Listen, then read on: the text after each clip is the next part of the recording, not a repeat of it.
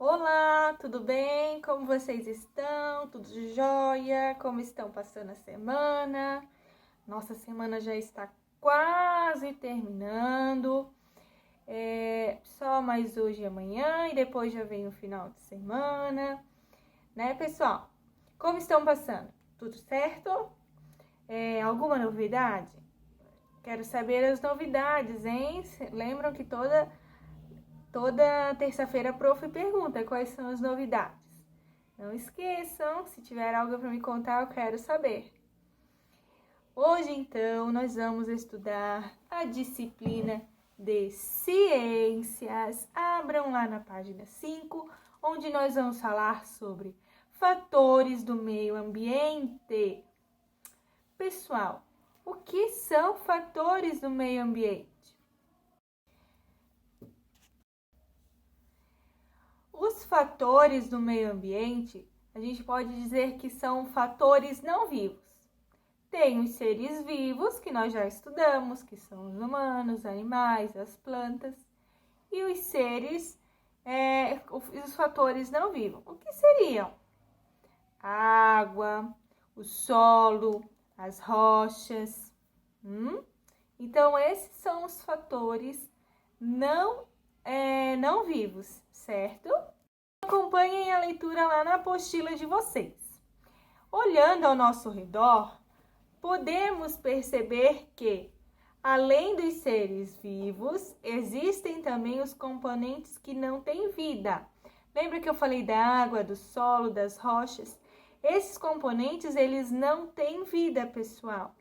Eles não nascem, não crescem, não se desenvolvem, certo? Por isso nós dizemos que eles não têm vida. São os fatores do ambiente ou os fatores não vivos. A água, o solo, as rochas, o ar, a luz e o calor do sol são exemplos de fatores não vivos. Eles podem sofrer algumas transformações, mas não apresentam as mesmas características que seres vivos, né? Então, as rochas, pessoal, o solo, a água, eles podem sofrer alterações com o tempo, né? As rochas, dependendo do vento, elas podem mudar, certo? Do tempo, dos anos. Então, todo o fator não vivo, ele pode mudar sim, porém, eles não passam por um processo de desenvolvimento igual aos seres vivos. Então, lá na imagem, ao lado, tem uma observação. As plantas precisam do solo, da água e da luz do sol para crescer. Os seres vivos dependem um dos outros e também dos fatores não vivos, como o solo, o ar, a luz do sol e a água. A esse conjunto de relações damos o nome de ecossistema. Então, pessoal, a água é um ser não vivo, mas nós precisamos dela para viver, né? A luz do sol, desculpa, a luz do sol também é um fator não vivo, mas nós precisamos dele para sobreviver. E assim como os outros seres vivos, animais, as plantas também precisam da água, do solo, certo? Da luz solar. Então, lá embaixo, continuando, os ecossistemas podem ser grandes, como um rio, uma floresta ou um campo, ou pequenos, como um jardim, uma horta ou uma simples poça de água. Então, ali nós temos algumas imagens do nosso ecossistema. Então, lá na página 6. Onde as pererecas se escondem? Então, a gente tem lá um saiba mais. Durante a parte mais quente do dia, as minúsculas pererecas ficam nas pequenas lagoas que se formam nas plantas ou se escondem sob folhas úmidas, folhas, molhadinhas. A água das bromélias é uma planta, tá? Atrai muitos insetos para as pererecas comerem. Algumas lagoas são fundas o bastante para que as pererecas ponham seus ovos na época de procriação. Então, ali, ó, pelo formato de suas folhas, as bromélias acumulam água da chuva em seu interior. Nessa água podem viver alguns insetos e as pererecas que deles se alimentam. Então, lá embaixo a gente tem uma imagem de uma pererequinha pequenininha. Ela está entre as folhas da bromélia. Você reparou que a lagoa que se forma na bromélia pode ser considerada um ecossistema? Observe locais perto da escola ou de casa, como jardins e quintais. Que outros pequenos ecossistemas você consegue perceber? Conte para os colegas e o professor. Então, na casa de vocês tem jardim, mesmo que seja pequeno? Na rua, quando vocês saem na rua, vocês conseguem perceber o ecossistema?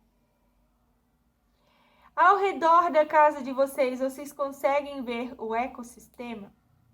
Então, eu quero que vocês observem, tá? A atividade agora é para vocês olharem pela janela ou sair, se vocês moram em casa, ou sair na rua, no jardim e observar aonde que tem um ecossistema próximo da casa de vocês, tá? Continuando, então, a nossa atividade na página 7. A atividade. Observe a ilustração e escreva o nome dos seres vivos que você identificou. Então, observando a imagem, quantos seres vivos tem, pessoal? Estou vendo muitos, né? Os humanos, os cavalos. O que mais que tem lá? Tem muita coisa. Então, respondam. Na número 2, recorte as imagens da lateral da página. Então, aqui nessa lateralzinha tem as imagens. Cuidem na hora de recortar para não estragar a apostila. Vocês vão recortar essas imagens e colar lá nos espaços adequados, tá? No espaço correspondente. Depois, reescreva o texto, substituindo as imagens pelas palavras correspondentes. Então, lá tem a, espaço, onde vocês vão colocar a imagem, o e a luz do são considerados fatores não vivos. Então, qual desses da imagem são considerados fatores não vivos? Eles podem sofrer algumas transformações, mas não apresentam as mesmas características que os seres vivos, como as e os... Quem são os seres vivos lá nas imagens da lateral? Então, pensem um pouquinho e respondam, certo? Agora, lá na página 8, diz assim, número 3. Leia o texto e em seguida responda as questões. Uma borboleta que voa de flor em flor. Aqui também há formas, cores e movimentos.